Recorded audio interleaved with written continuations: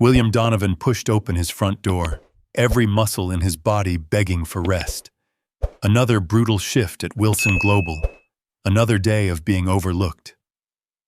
His daughter, Ava, was staying at his sister Megan's place for the night.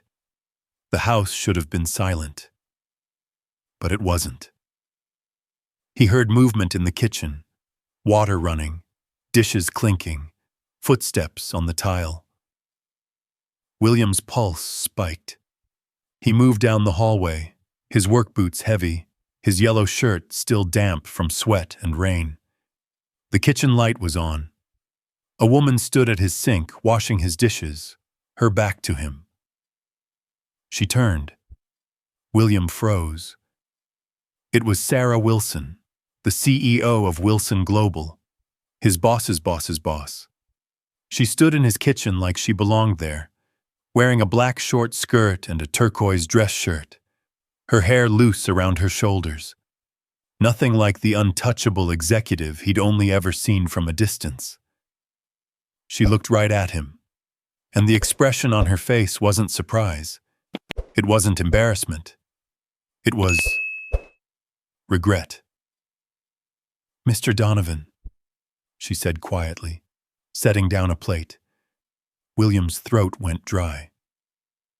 Sarah swallowed, her eyes glistening. She paused, voice barely steady. William stood there, mind racing. This had to be a joke, a corporate stunt. But the way she looked at him, like she'd been carrying something she couldn't hold anymore, felt real. He snapped, harsher than he meant. Sarah's hands shook as she wiped them on a towel. "Your landlord gave me the key. I told him it was a company emergency. I'm sorry." William let out a bitter laugh. "You're the CEO of a multi-million-dollar corporation. You don't do house calls. You don't clean employees' kitchens." Sarah flinched, but she didn't look away. "You're right. I don't do house calls. I've spent the last 15 years building this company from the ground up."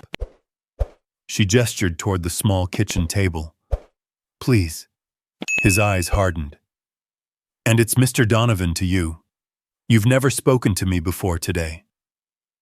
Silence stretched. Sarah's composure cracked. "You're right," she said softly. "I've been blind." She pulled out a chair and sat, shoulders sagging. 2 days ago, I was reviewing financial records that didn't add up. I started digging, and what I found... She looked up at him. William's jaw tightened. Sarah's eyes flashed. "You're not short-staffed." William's stomach dropped. The words hit William like a punch. His hand gripped the back of a chair. "That's not all," Sarah continued, voice shaking now. William's breath caught. "I saw your real numbers, William. 3%. The best in the entire department." William's legs went weak. He sank into the chair across from her. His voice cracked. Sarah leaned forward. "Because you're good at your job. Too good. If corporate saw your real performance, they'd promote you." Her voice tightened. William's hands clenched into fists on the table. 2 years. 2 years of missing Ava's school plays, parent-teacher conferences. 2 years of collapsing on the couch, too exhausted to even make it to bed. 2 years of believing he wasn't good enough. William asked, rough and accusing. "I found out 2 days ago," Sarah said quickly. "I confronted Brad yesterday morning." Sarah's anger flared. "So I brought in our internal audit team." "And you fired him," William said, voice low. "He's suspended pending a full investigation," Sarah corrected. She took a shaky breath. "I've been going through records all night. This is happening in other departments too. Senior managers exploiting good employees, skimming budgets, falsifying reviews." Her voice broke. William stared at her. All these years, Sarah Wilson had been a distant, untouchable figure. But right now, dark circles under her eyes, guilt written across her face, she looked devastatingly human. He asked quietly, "Why come to my house?" Sarah's eyes filled with tears. She spoke softly now. "You have a daughter, William." William's face tightened. "And your wife?" Sarah hesitated. William nodded stiffly. "You've been raising Ava alone while working yourself to death for people who don't appreciate you." She wiped at her eyes. "I sat in my office last night looking at your address. I thought about calling, sending an email, having HR schedule a meeting." She looked around the modest kitchen. The clean counter, the swept floor, the coffee maker wiped down. But none of that felt like enough. You deserved more than corporate speak and empty apologies. "I know this doesn't fix anything," she whispered. "I know showing up here is insane. But I needed you to see that I know, that I'm not hiding behind my title or lawyers." William felt something crack open in his chest. Anger, yes, but underneath it, something dangerously close to hope. "What happens now?" he asked. Sarah straightened. For a moment, the CEO returned, the woman who built an empire. "Now I make this right." William studied her. "Make it right how? You fire Brad and call it a day? Write me a check and hope I forget the last 2 years?" "No." Sarah's voice was firm. "I'm going to overhaul the entire system. New accountability measures, independent review boards, direct channels for employees to report abuse without fear of retaliation." She paused. "And I'm offering you a position, Senior Operations Manager, 40% salary increase, real benefits, reasonable hours." William laughed. No humor in it. "Just like that, you wave a wand and suddenly I'm management?" "You've been doing management-level work for 2 years without the title or pay," Sarah said. "I'm not doing you a favor. I'm correcting an injustice." William stood up and paced to the sink. "And what do you get out of this?" he shot back. "A feel-good story for the company newsletter. CEO saves struggling single dad." Sarah stood too, composure slipping. "You think I don't know how this looks? You think I'm not disgusted with myself?" Her voice rose. "I built this company with my own hands. I worked 80-hour weeks. I sacrificed everything, relationships, health, any normal life." She swallowed hard. "And for what? So people like Brad could game the system while people like you suffer." "Then why didn't you notice sooner?" William demanded. Sarah's words burst out. "Because I stopped looking. I stopped walking the floors. I stopped talking to anyone who wasn't an executive." Her voice softened, more painful now. "I convinced myself that if the numbers looked good, everything was fine." She met his eyes. "But numbers don't show a man collapsing on his couch every night because he's too exhausted to put his daughter to bed. They don't show someone skipping meals because they're not sure they can afford groceries and rent in the same week." William went still. "How did you— Your file," Sarah said quietly. "Your salary versus your expenses. It doesn't take a genius to do the math." She stepped closer. "William, I'm not here because I want to feel better about myself. I'm here because I can't unsee what I saw." Silence filled the kitchen, except for the hum of the refrigerator. William wanted to stay angry.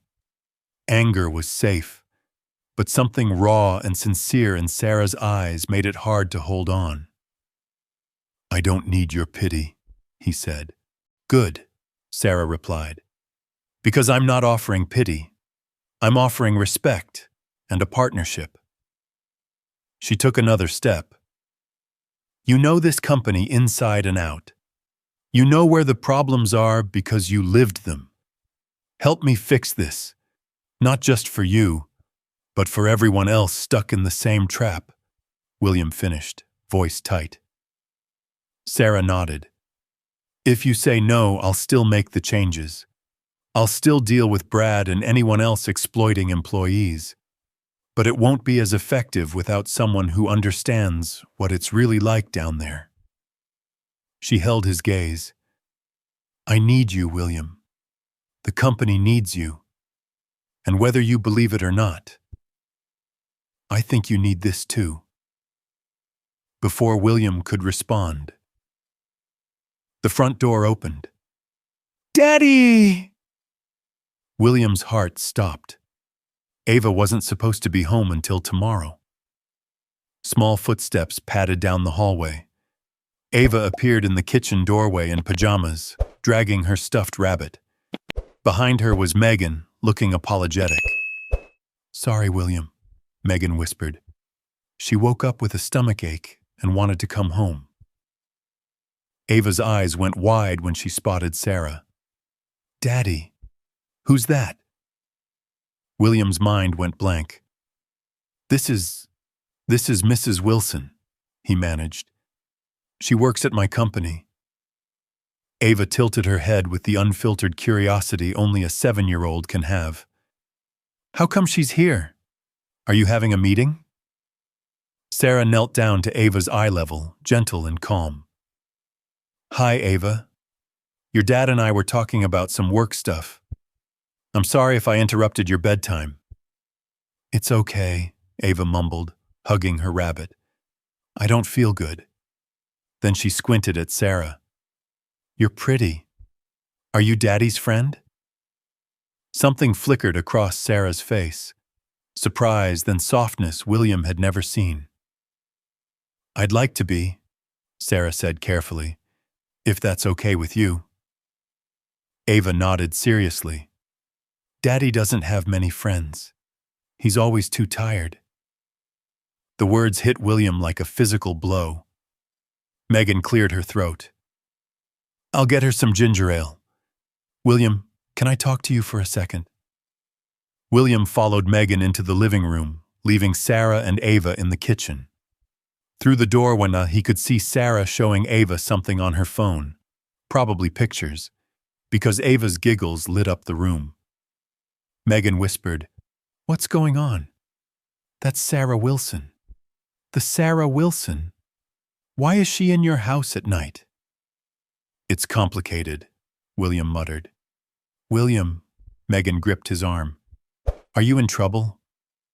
No, maybe. I don't know. He dragged a hand through his hair. She found out stuff at work. Bad stuff. She's trying to fix it. Megan's eyes narrowed. What kind of bad stuff? The kind that explains why I've been working myself to death for pennies. Megan's expression shifted from concern to fury. Are you telling me they've been screwing you over? For 2 years, William said quietly. Those bastards, Megan hissed, then glanced back at the kitchen where Ava was laughing. And she came here to tell you personally? William nodded. Megan studied his face. You like her? What? No, I don't even know her. Megan poked his chest. William, I'm your sister. I know that look. She's my boss's boss's boss, he snapped. She's way out of my league. And this isn't, she's just fixing a corporate problem. Megan raised a brow. Corporate problems don't usually involve washing dishes in your kitchen. William had no answer.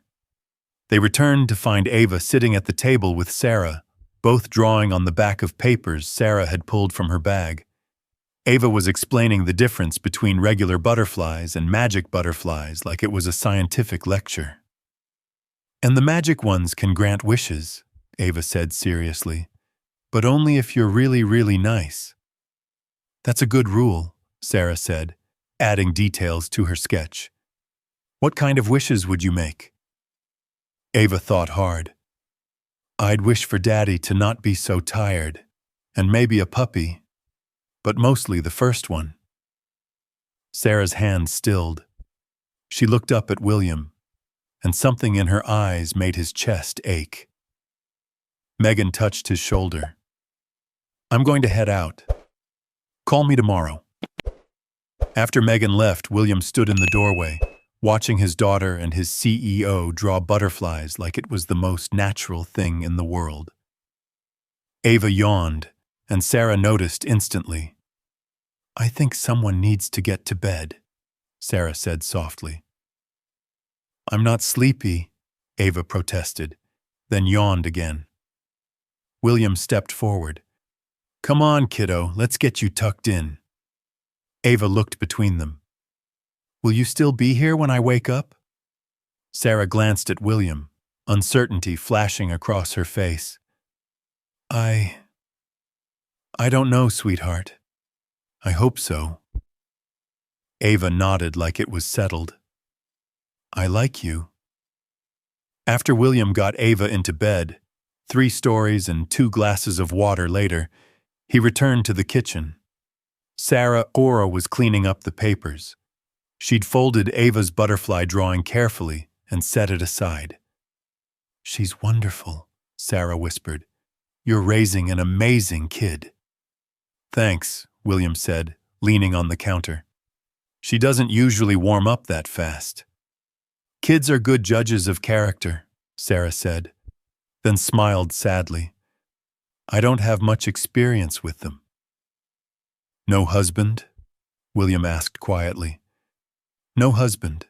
No kids. No life outside work," Sarah admitted. "I'm 31 years old, and I can't remember the last time I sat down and drew butterflies with someone." She looked down at her hands. "Can't remember the last time anyone told me they liked me, just because." William felt something shift in his chest.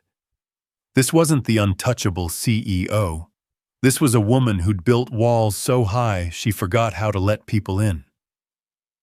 "The job offer," William said slowly. "Is it real? Or is this a corporate liability move?" "It's real," Sarah said. "I've already drafted the paperwork." She met his eyes. "But I won't pressure you. If you want nothing to do with me or this company after this, I'll understand. I'll still make the changes. I'll still ensure you're compensated for what was done to you. But the choice is yours." William thought about Ava's words. Daddy doesn't have many friends. He's always too tired. He thought about 2 years of killing himself for nothing. 2 years of believing he wasn't enough. And he looked at Sarah, the CEO who could have sent an email, or a lawyer, but instead showed up and washed his dishes and faced him like a human being. "I'll think about it," he said finally. "But I need time. This is a lot." "Of course," Sarah said, picking up her purse. "Take all the time you need. I'll have HR send details. No obligation." She moved toward the door, then paused. "William, for what it's worth, I meant what I said about needing you. But more than that." She turned back, voice soft. "Thank you for letting me sit with Ava tonight. I didn't realize how much I'd been missing until I saw it through her eyes." After she left, William stood in the quiet kitchen, staring at the butterfly drawing on the table. For the first time in 2 years, he felt something he'd almost forgotten. Hope. 3 weeks later, William walked through the glass doors of Wilson Global with a new security badge clipped to his shirt. Senior Operations Manager. The title still felt unreal. The changes started immediately. Brad was gone, fired after the full audit revealed he'd stolen over $200,000 in phantom salaries. 2 other department heads were let go. Sarah kept her word. Independent review boards, anonymous reporting channels, company-wide audits. But it was the smaller changes that hit William hardest. The break room now had real coffee, good coffee. Overtime policy was rewritten. Every technician now had their real performance reviews on file. William's first week in management was overwhelming. New systems, meetings, leading people who'd been his peers days ago. But Sarah was there every step, never hovering, just present, available, real. And somewhere between late-night strategy sessions and early morning coffee runs, something shifted between them. William's phone buzzed. A text from Sarah. "Conference room B, 5 minutes. Bring coffee." He smiled despite himself and headed upstairs. Sarah stood by the window overlooking the city, blazer draped over a chair. She looked tired, but lighter, like she'd finally set down something heavy. "You texted me. For coffee?" William asked, holding up 2 cups. "You know there's this invention called a coffee maker." "I texted you because I wanted to see you," Sarah said. She took the cup, her fingers brushing his. "And because I have news. Good or bad?" "Good." Sarah's eyes brightened. "We identified 12 more employees being exploited like you were. We're correcting their salaries and paying back what they're owed." She took a sip. "It's costing the company $3 million. William raised an eyebrow. "And the board is furious." Sarah nodded. "They are. And you don't care." "I care that we're doing the right thing," she said simply. "The board will get over it. And if they don't," her voice didn't shake, "they can find a new CEO." William stared at her. "You'd really walk away? From the company I built?" Sarah exhaled. "It would hurt. But yes, I'd rather lose the company than lose myself again." She looked at him. "I spent 15 years becoming someone I don't recognize." Then her voice softened. "Ava asks about you, almost every day." William's chest tightened. Sarah smiled faintly. "She wants to know when I'm coming over again." William set the coffee down. "She's not the only one wondering." The air shifted, charged and unspoken. Sarah spoke fast, like she was afraid she'd lose courage. "William, I know this is complicated. I know there are rules about power dynamics and corporate policy and all of that." She swallowed. "But I can't stop thinking about you. Not as my employee." She corrected herself quickly. "Not as my manager. As the man who keeps showing up for his daughter. As the person who looks at me like I'm human." Her eyes shimmered. "And when I'm with you and Ava, I feel more like myself than I have in years." William stepped closer. "So what are you saying?" Sarah's voice trembled. "I'm terrified. I don't know how to be someone's anything." William's face softened. "Since my wife died, it's just been me and Ava." He took a breath. "I forgot what it felt like to want something for myself." Sarah looked at him like that hurt and healed at the same time. "What if I mess this up?" she whispered. "Then we figure it out together," William said. He reached for her hand. "I'm not asking for perfect, Sarah. I'm asking for real." A tear slipped down her cheek. "Your daughter drew me a butterfly," she whispered. "I know," William said softly. "It's on my fridge." Sarah let out a small laugh, wet with emotion. "I cried when I got home that night. A 7-year-old's drawing made me feel more valued than a decade of board meetings." "That's not pathetic," William said. "That's human." He squeezed her hand. "Come to dinner tomorrow. Nothing fancy. Just me, Ava, and whatever I managed to cook without burning." Sarah looked up, hope and fear battling in her eyes. "Are you sure?" William smiled. "I'm terrified. But yeah, I'm sure." Sarah nodded. A real smile broke through. "Okay. Tomorrow night." The next evening, William burned the chicken. Of course he did. He was too nervous to focus, too busy making sure the apartment didn't look like a disaster. Ava helped, which meant her toys were now organized into chaotic little piles. At 6:30, the doorbell rang. Ava sprinted for the door. "I'll get it!" William caught her. "Easy, kiddo. Manners." Ava nodded seriously and opened the door carefully. Sarah stood there in jeans and a soft sweater, holding a bakery box, looking just as nervous as William felt. "Hi, Ava," Sarah said gently. Ava threw her arms around Sarah's waist. "Daddy said you might be too busy, but you came."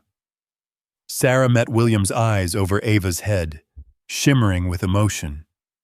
"I wouldn't miss it for anything." Dinner was chaotic. The chicken was overcooked. The vegetables were somehow both mushy and undercooked.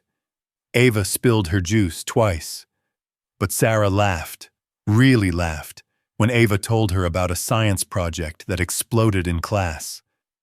When William apologized for the third time about the food, Sarah just smiled. "It's perfect," she said. After dinner, Ava insisted on showing Sarah her room. Every toy, every book, every drawing. William watched from the doorway as Sarah sat cross-legged on the floor, giving Ava full attention, asking questions like she genuinely cared. Ava held up her worn rabbit. "This one is Mr. Hoppy. He was Mommy's when she was little. Daddy gave him to me after she went to heaven." Sarah's face softened. "He must be very special," Sarah said. "He is," Ava whispered. "He helps when I'm sad." Then Ava looked up at Sarah with those wise little eyes. "Do you get sad sometimes?" Sarah swallowed. "Yes, sweetheart. I do." Ava tilted her head. "Do you have a Mr. Hoppy?" Sarah glanced at William, then back at Ava. "No, I don't think I do." Ava thought hard, then held out a smaller stuffed bear. "You can borrow Mr. Buttons. He's really good at making people feel better." "Ava, you don't have to," Sarah started. "I want to," Ava said firmly. "Friends help friends, right?" Sarah's voice cracked. "Right." She accepted the bear like it was made of glass. "Thank you, Ava. I'll take very good care of him." Later, after Ava was asleep, William and Sarah sat on the couch, a careful distance between them. "She's incredible," Sarah whispered, still holding Mr. Buttons. William exhaled. "Most days I feel like I'm barely keeping it together." "That's called being a parent," Sarah said softly. "Or so I imagine." Sarah turned the bear over in her hands. "She offered me her stuffed animal," Sarah said, stunned. "Do you know how long it's been since someone offered me comfort? Since someone saw I was hurting and just tried to help?" William looked at her.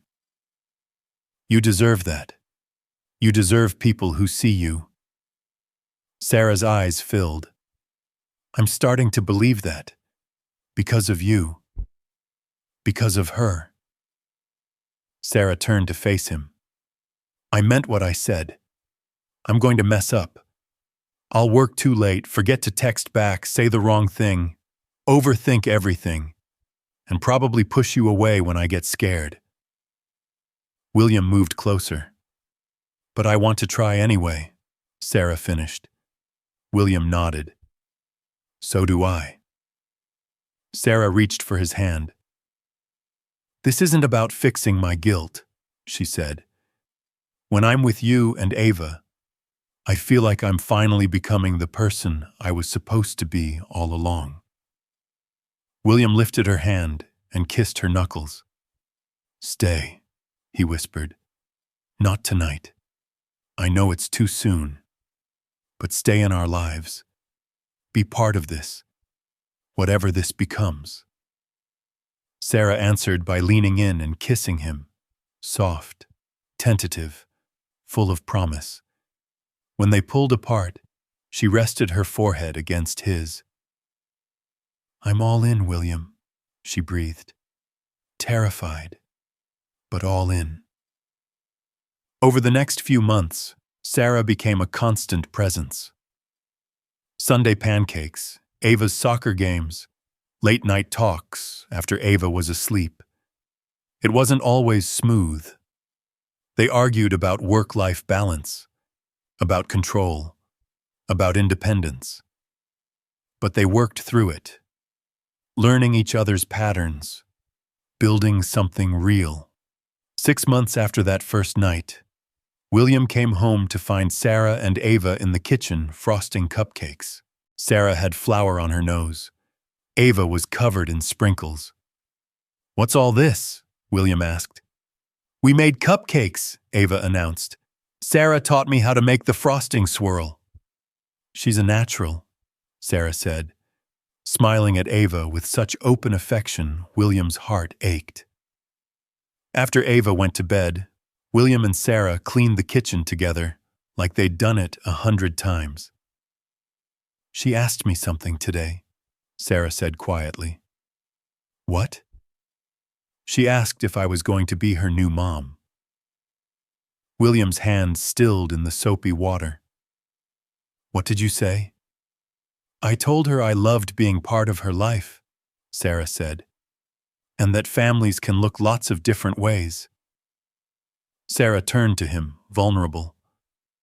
But William, I wanted to say yes. Her voice shook. I wanted to tell her there's nothing abschwant more than to be part of this family. She swallowed.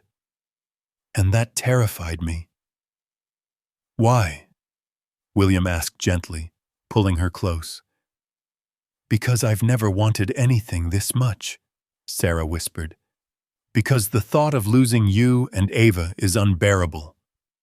Then, barely audible, because I'm in love with you, and I don't know what to do with that. William's breath caught. You love me? Sarah nodded, hands fisting in his shirt. Completely, terrifyingly, absolutely, she smiled through tears, I love your terrible cooking. The way you put Ava first. The way you fight for what's right. I love who I am when I'm with you. I love the family we're building. William kissed her then, deep and sure, pouring everything he felt into it. When they broke apart, he pressed his forehead to hers. I love you too, he whispered. I think I started falling for you that first night, when you stood in my kitchen and chose honesty over pride. You changed our lives, Sarah, he said. So what do we do now? Sarah laughed, full of relief. We keep building, William said. One day at a time, one burned dinner at a time, one butterfly drawing at a time.